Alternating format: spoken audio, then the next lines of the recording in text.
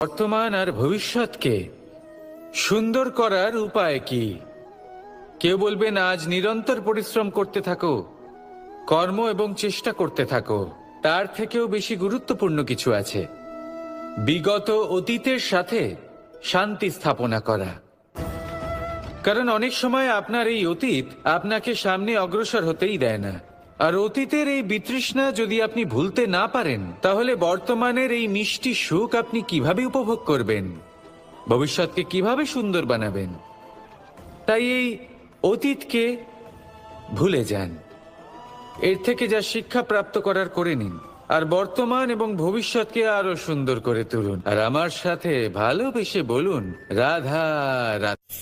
জীবনে অনেক সময় আমরা সমস্যার জালে এমন ভাবে জড়িয়ে পড়ি যে আমরা বুঝতেই পারি না যে আমাদের কি করা উচিত, কার সাহায্য চাইবো, কার সাথে দেখা করব, বুঝতেই পারি না।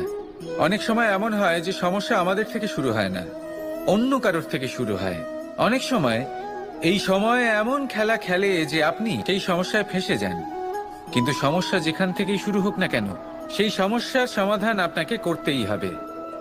অনেক সময় মানুষ এমন বলেন, আমার অতীত এত বাজে, সেটা শুধরে কি হবে? এই ভুলটাই তারা করে বসেন। দেখুন, আগে যা হয়ে গেছে, যা শুধুই অতীত, যা সত্য তা কখনো বদলানো যাবে না। কিন্তু এটাও সত্যি যে এখন থেকে সামনের যে পথ, সেটাও আপনার হাতে রয়েছে। আপনি একে ভালোও বানাতে পারেন, খারাপও বানাতে পারেন। তাই আপনার এটা শুধরে নেওয়াই উচিত। কারণ মানুষ আসলে তার নিজের অতীতকে নয়, তার বর্তমানকে প্রভাবিত করতে পারে। এই বর্তমানই পরবর্তীকালে অতীত হবে, যা আপনি শুধরে নিতে পারেন। ধনাত্মক দৃষ্টিভঙ্গি নিয়ে নিজের বুদ্ধি প্রয়োগ করুন, সাহসের সদ্ব্যবহার করুন, যাতে আপনার আগামী সময়। তাই আপনি সেই চেষ্টাই করুন, নিরন্তর চেষ্টা করুন। ধনাত্মক দৃষ্টিভঙ্গি নিয়ে নিজের বুদ্ধি প্রয়োগ করুন, সাহসের সদ্ব্যবহার করুন, যাতে আপনার আগামী সময় আপনি আরো ভালো করে তুলতে পারেন।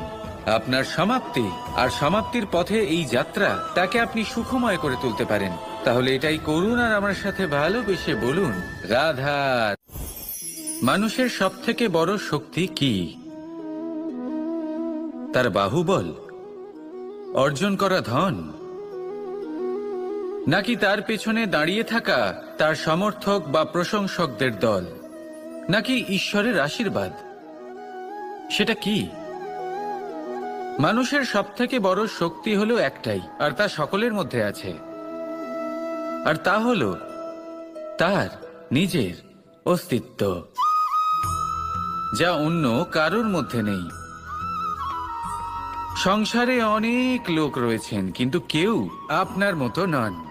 এটা হলো আপনার শক্তি, এ হলো আপনার নিজস্ব শক্তি।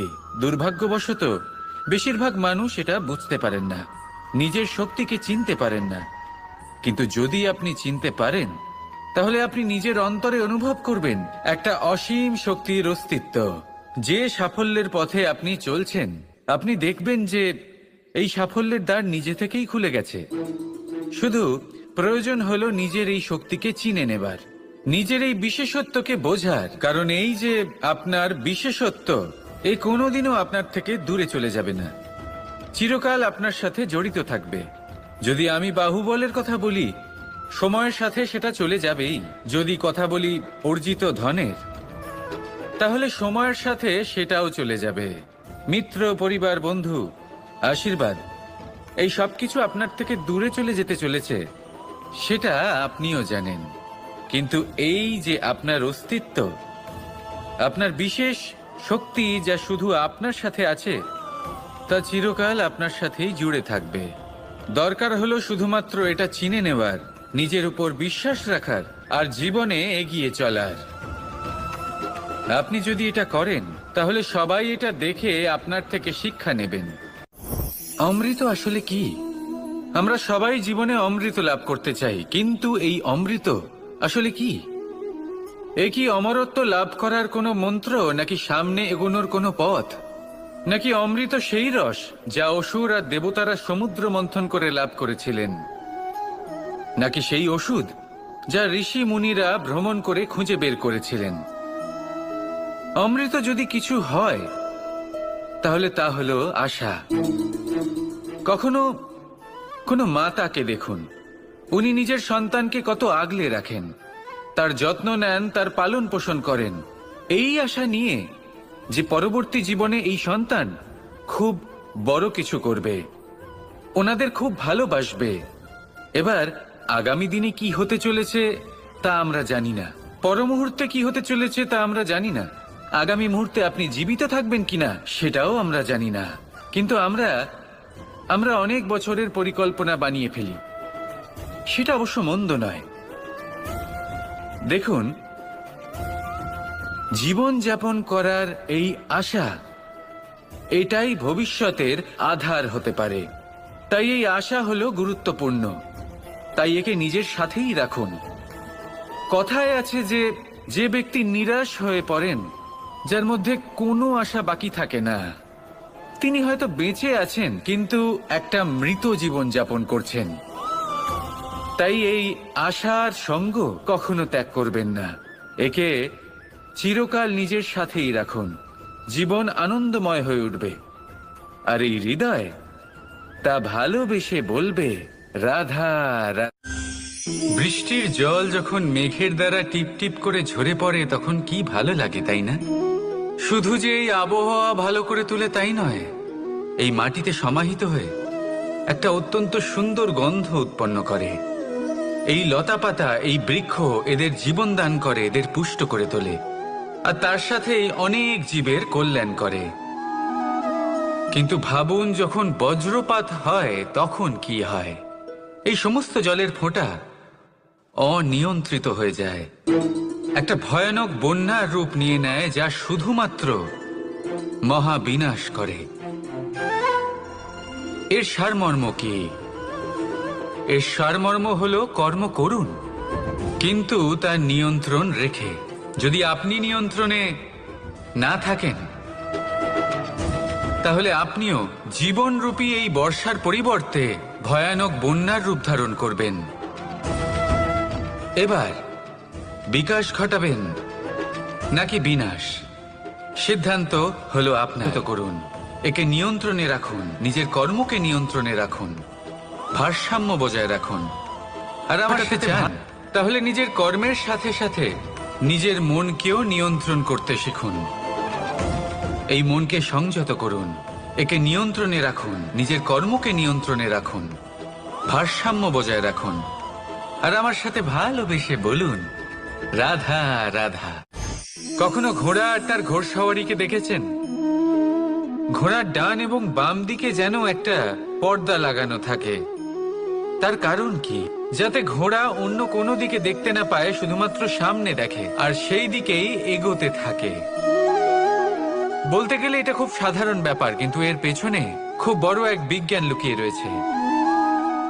আপনি যদি জীবনে নিজের লক্ষ্যে পৌঁছতে চান, তাহলে আপনাকে এদিক ওদিক তাকানো বন্ধ করতে হবে, শুধু সামনে নিজের লক্ষ্যের দিকে তাকিয়ে থাকতে হবে। তখনই জীবনে সাফল্য লাভ করবেন। ঘোড়া তো শুধুমাত্র এক পশু, তার উপরে লাগাম পরাতে হয়, চোখের ডান এবং বাম দিকে পর্দা পরিয়ে দেওয়া হয়। আপনি হলেন মানুষ, আপনাকে লাগাম কে পরাবে? কেউ না, এটা আপনাকে নিজেকেই করতে হবে। মনের গভীরে প্রবেশ করুন আর আবেগগুলিকে লাগাম পরান, তাদের নিয়ন্ত্রণ করতে শিখুন।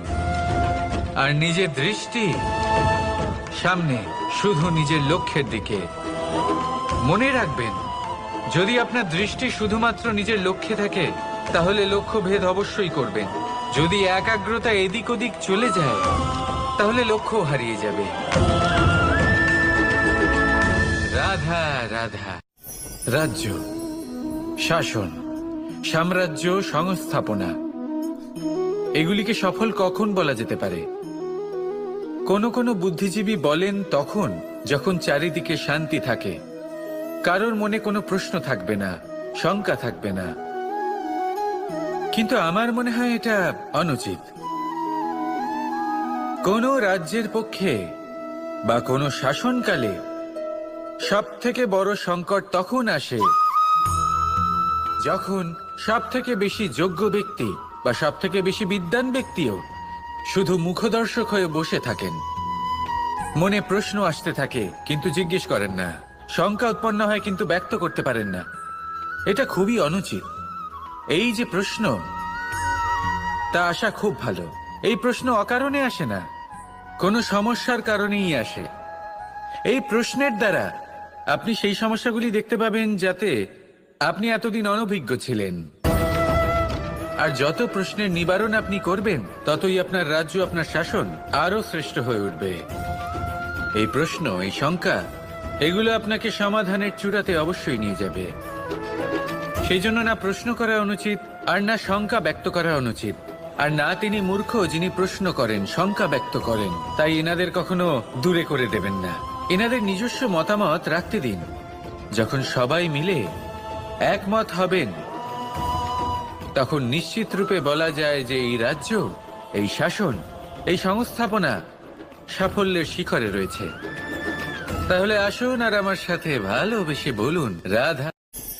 প্রকৃতি, নিয়তি কখনোই কারোর সাথে পক্ষপাত করে না, প্রত্যেককে জীবনদান দেয়, সমান সুযোগ প্রদান করে। এটা সেই ব্যক্তির উপরে নির্ভর করে যে সে কিভাবে তার থেকে লাভবান হয়ে উঠবে। তার নির্বাচনের উপর নির্ভর করে, তার দৃষ্টিভঙ্গির উপর নির্ভর করে, নির্ভর করে যে সে কতটা ধনাত্মক বা কতটা নেতিবাচক।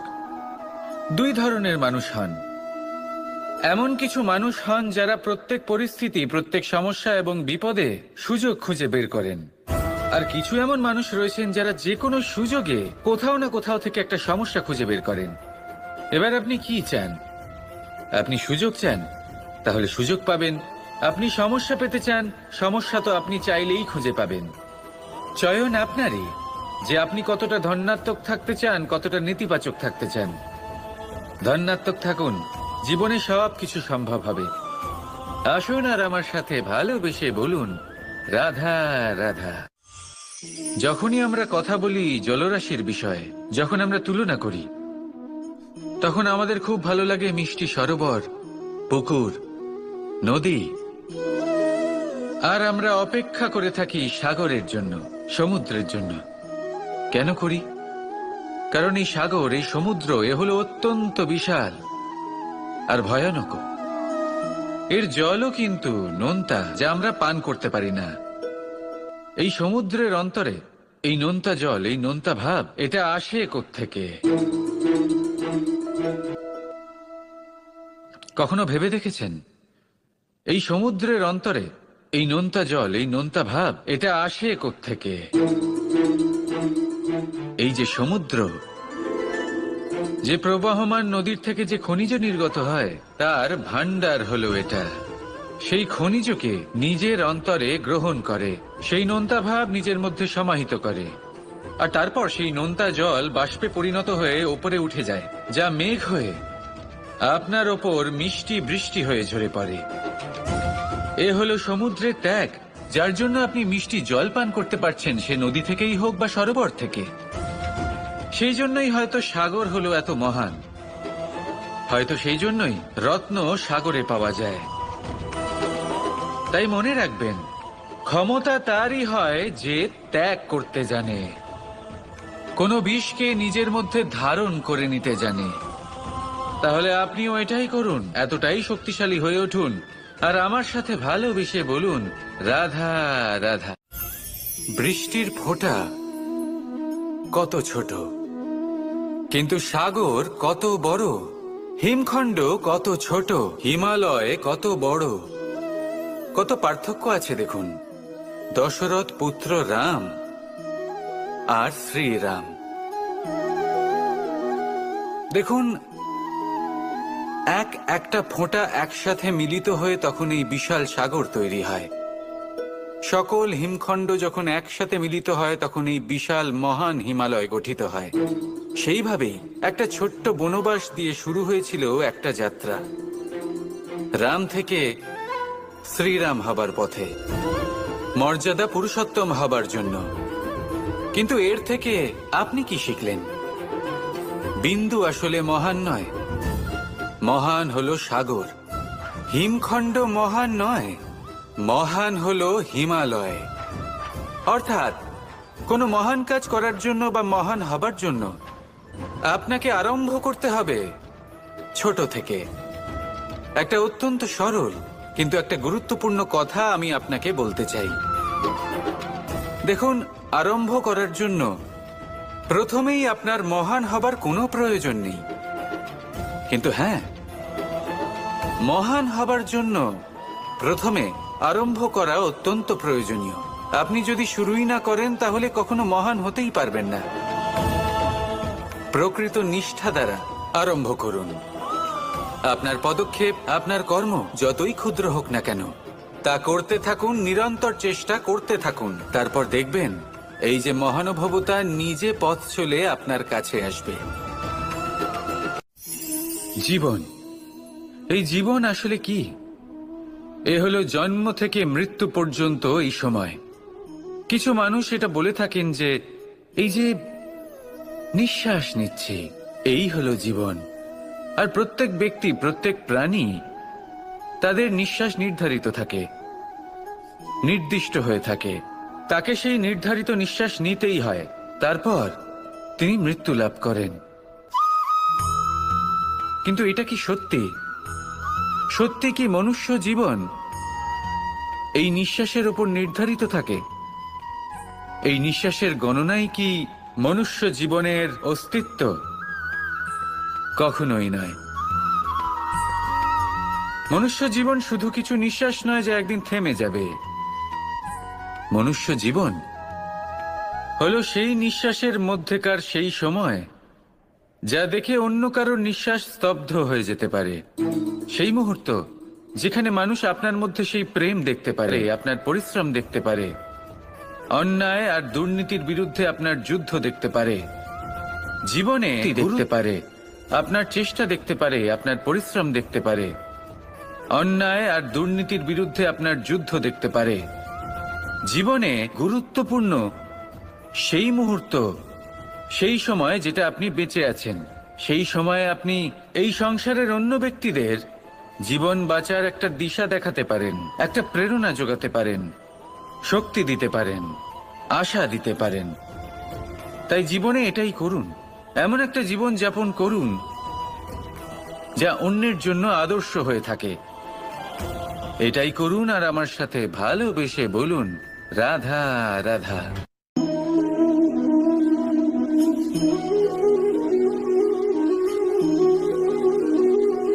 জীবনের এই পথে এগোতে এগোতে আমরা কোথাও থেমে যাই। আমরা জানি না কেন। আমরা চেষ্টা করি যেন আমরা সামনে এগোতে পারি, কিন্তু এরকম হয় না। কি কারণ হতে পারে এর? আসুন আমি আপনাকে বোঝাই। মনে করুন আপনি কোনো রাস্তায় হাঁটছেন, আপনার পা মুচকে গেল, আপনি পায়ে আঘাত পেলেন। এখন এই আঘাত যদি আপনাকে পথ চলতে বাধা দেয়, তখন আপনি থেমে যান। যদি আপনার ভাবনা চিন্তা ক্ষুদ্র হয়, তাহলে আপনি জীবনে কখনোই এগোতে পারবেন না। ভেঙে যাওয়া কলম দিয়ে আপনি কখনো চিঠি লিখতে পারবেন না। ঠিক সেইভাবেই যদি আপনার মনে অন্যের জন্য হিংসা থাকে, তাহলে আপনি আপনার নিজের ভাগ্য লিখতেই পারবেন না। কাজের প্রতি আলস্য আপনাকে কখনো ধনী হতে দেবেই না, আর ধনের প্রতি লোভ তা আপনাকে কখনো মহান হতে দেবে না। ছোট একটা কথা, কিন্তু এ হলো অত্যন্ত গুরুত্বপূর্ণ। ভাবনা চিন্তা অবশ্যই করুন, আর বোঝার চেষ্টা করুন সেটা যা আপনি বুঝতে চান। হতে পারে আপনি এমন কোনো পথ খুঁজে পেলেন যার ফলে আপনি কোনো খারাপ পথে যেতে যেতে থেমে গেলেন, বা আপনি এমন কোনো অর্থ খুঁজে পেলেন যা আপনাকে মহান হবার পথে অগ্রসর করে দিল। রাধা রাধা। অহংকার এ হলো ছোট একটা শব্দ, কিন্তু এর প্রভাব অত্যন্ত বৃহৎ হয়ে থাকে। আর সব থেকে বড় সমস্যা হলো মানুষ আজ অবধি বুঝতেই পারেনি যে এই অহংকারের বাস্তব রূপ কিরকম। কেউ একে গর্বের নাম দেন, কেউ একে আত্মসম্মানের নাম দিয়ে থাকেন, এবং কোথাও একটা এমন সময় চলে আসে যখন সময় এই অহংকারকে ভেঙে খান খান করে দেয়। আর তখন না গর্ব আপনাকে বাঁচাতে পারে, না আপনার আত্মসম্মান। এখন যদি আপনাকে উদাহরণ দিই, তাহলে যেখানে আপনি বসে আছেন সেই ঘরেই ওপরে তাকান, সেই ছাদের দিকে। যদি এই ছাদ অহংকার করতে থাকে যে দেখো, আমি তো সব থেকে উঁচু জায়গায় আছি, আমার চেয়ে ওপরে আর কেউ নেই, আমি এই ঘরে থাকা সমস্ত ব্যক্তিকে ছায়া প্রদান করি, যদি এই অহংকার এসে যায় তাহলে কি? একবার ভেবে দেখুন, যদি পরের দিন তার উপর আরো একটা তলা বানিয়ে দেওয়া হয় তাহলে কি? এই ছাদ, যার নিজের উঁচু হবার অহংকার ছিল, যে সব থেকে ওপরে ছিল, সে এবার পায়ের তলায় চলে এসছে। এটাই হয়ে থাকে। মনে কখনোই অহংকার পোষণ করবেন না। যদি মনের মধ্যে কিছু রাখতে চান তাহলে প্রেমের ভাব রাখুন, স্নেহ রাখুন। এই অহংকারকে আপনি যা ইচ্ছে নাম দিন, গর্ব হোক, আত্মসম্মান হোক, এর দ্বারা আপনার কোনোভাবেই কোনো লাভ হবে না। তাহলে এই অহংকারকে ত্যাগ করুন আর আমার সাথে ভালোবেসে বলুন, রাধা রাধা। একটা সিদ্ধান্ত। এই জীবনে একটা সিদ্ধান্তের গুরুত্ব কি হতে পারে তা কখনো ভেবে দেখেছেন? একটা সিদ্ধান্ত সেই ভিত্তি হতে পারে যা আপনার পুরো জীবনকে বদলে দিতে পারে, এই সমস্ত সংসারকে বদলে দিতে পারে, ভবিষ্যৎ বদলে দিতে পারে। এই সিদ্ধান্ত যে কোন রাস্তা চয়ন করতে হবে, সেই সিদ্ধান্ত যে কখন সামনে এগোতে হবে আর কখন থেমে যেতে হবে, সেই সিদ্ধান্ত যে কখন যুদ্ধ করতে হবে আর কখন নিজেকে পিছু পা হতে হবে। এই সিদ্ধান্ত হলো খুব গুরুত্বপূর্ণ। আর আপনি তো এই সংসারে একা নন, তাই আপনার একটা সিদ্ধান্ত শুধু আপনার জন্যই নয়, সমস্ত সংসারের জন্য গুরুত্বপূর্ণ হতে পারে। এবার এই সিদ্ধান্ত আপনারই হবে। ভাবনা চিন্তা করে নেবেন, সাফল্য পাবেন। রাধা রাধা। ভবিষ্যৎ। সংসারে এমন কোন ব্যক্তি আছেন যিনি নিজের ভবিষ্যতের বিষয় ভাবেন না? যে কেউ ভাবেন আমার ভবিষ্যৎ কিছু এরকম হবে, আমি ভবিষ্যতে এরকম কিছু একটা করব, এই সুবিধা থাকবে, এই আনন্দ পাবো, ইত্যাদি ইত্যাদি। কিন্তু সত্যি বলি, ভবিষ্যতের থেকে বড় ভণ্ড আর কেউ নেই। ভবিষ্যৎ আপনাকে ছেড়ে চলে যাবে, আপনি জানতেও পারবেন না। ভবিষ্যৎ আপনার থেকে আপনার বর্তমান কেড়ে নেবে।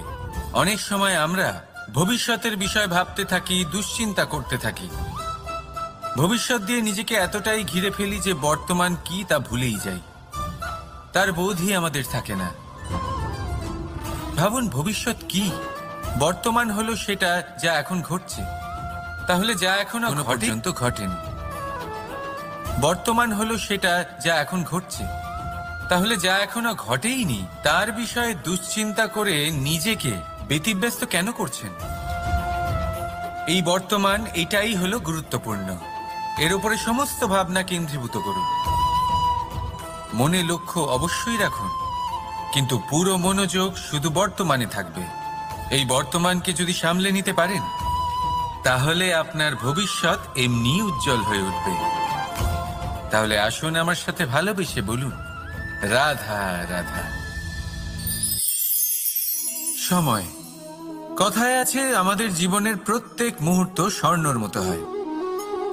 এবার হয় আমরা একে নিজেদের কাছে রাখতে পারি, বা একে আমরা চলে যেতে দিতে পারি।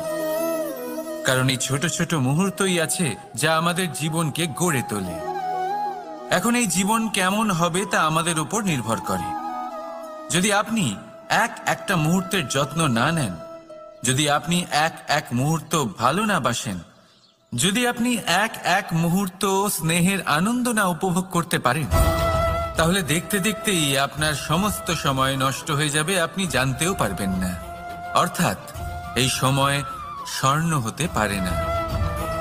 তবে আমরা একে স্বর্ণ বানিয়ে নিতে পারি আমাদের চেষ্টার মাধ্যমে। এই সময় শুধু একটি লাঙল যা মাটির সাথে লড়াই করতে পারে, আর কিছু নয়। একটা অত্যন্ত গুরুত্বপূর্ণ কথা মনে রাখবেন, আপনার কাছে শুধু সময় আছে। এবার আপনি এটা দিয়ে স্বর্ণ বানাবেন, না ঘুমিয়ে স্বপ্ন দেখে একে নষ্ট করবেন, সিদ্ধান্ত আপনারই। রাধা রাধা। ভগবান। প্রত্যেক কঠিন পরিস্থিতিতে এই নামই আছে যা আমাদের উপায় দিয়ে থাকে। ব্যক্তি যান, ভগবানের পুজো করেন, আরাধনা করেন, ব্রত পালন করেন, পুজো পাঠ করেন, ভগবানকে জাগিয়ে হব। আমাকে কেন এত কষ্ট করেন, ভগবানকে জাগিয়ে হব। আমাকে কেন এত কষ্ট ভোগ করতে হচ্ছে? হে ভগবান, আমি কি করব? আমাকে সাহায্য করুন, কোনো রাস্তা দেখান।